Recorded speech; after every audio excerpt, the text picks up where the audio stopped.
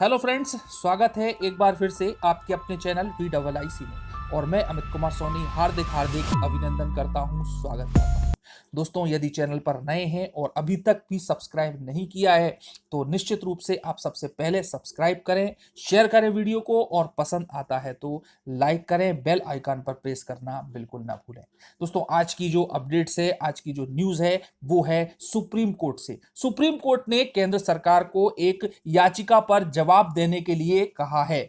और दोस्तों, वो याचिका है पिछड़ा वर्ग की, ओबीसी की, अदर बैकवर्ड क्लास की जाति आधारित गणना करने पर, जो कि अभी 2021 में होने वाली है।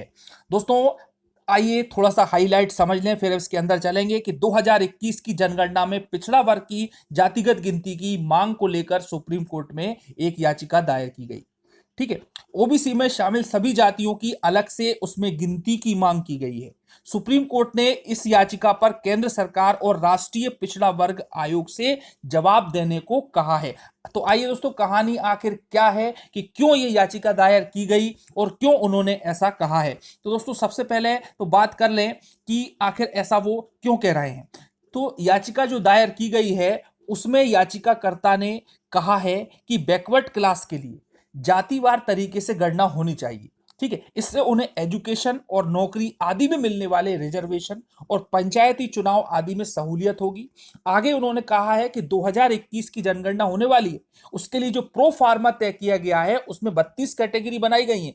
इसमें हिंदू है, मुस्लिम है, एससी है, एसटी आदि कैटेगरी है, लेकिन ओबीसी की यानी कि अन्य पिछड़ा वर्ग की कोई कैटेगरी नहीं है। और दोस्तों, ये मांग काफी लंबे समय से चली आ रही थी। ऐसे में जातिवार गणना होनी चाहिए और पिछड़े वर्ग की कैटेगरी होना चाहिए। आगे उन्होंने कहा है कि केंद्र सरकार और राज्य सरकारों की कई स्कीमें ऐसी हैं जिसमें एजुकेशन, नौकरी, आर्थिक और राजनीतिक क्षेत्र में पिछड़ा वर्ग को लाभ देने की बहुत सारी योजनाएं।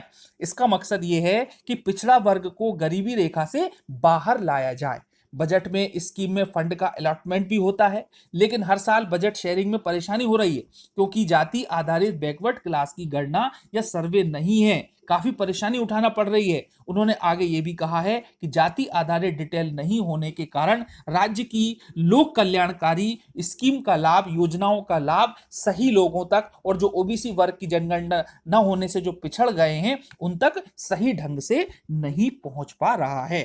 तो दोस्तों, ओबीसी ने ये जनगणना पर अपनी जाति आधारित करवाने के लिए जो याचिका दायर की है, ये काफी समय से एक मांग उठ रही थी क्योंकि इसका फायदा मिल नहीं पा रहा था ओबीसी वर्ग को। और निश्चित रूप से ये बात सही है और सुप्रीम कोर्ट ने भी इसका संज्ञान लिया और उन्होंने इस बात को माना। और उन्होंने जो है उस याचिका पर केंद्र सरकार को और जो ओबीसी आयोग है उसको नोटिस जारी कर जवाब देने के लिए कहा है, जिसमें गुहार लगाई गई थी कि केंद्र सरकार को निर्देश किया जाए कि भाई 2021 की जनगणना में पिछड़ा वर्ग जाति की अलग से गणना कराए, उसके लिए सरकारी योजनाओं का अमल सुनिश्चित हो सके।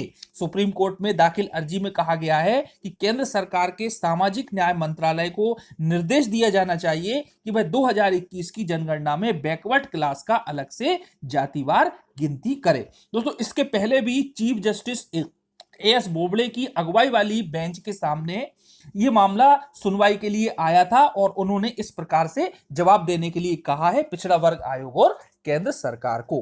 तो दोस्तों, कहानी यही रही कि अब जो है 2021 की जनगणना यह होगी और यदि कोर्ट इस पर अपना डिसीजन दे देती है तो एससी एसटी के साथ में ओबीसी को भी शामिल किया जाएगा।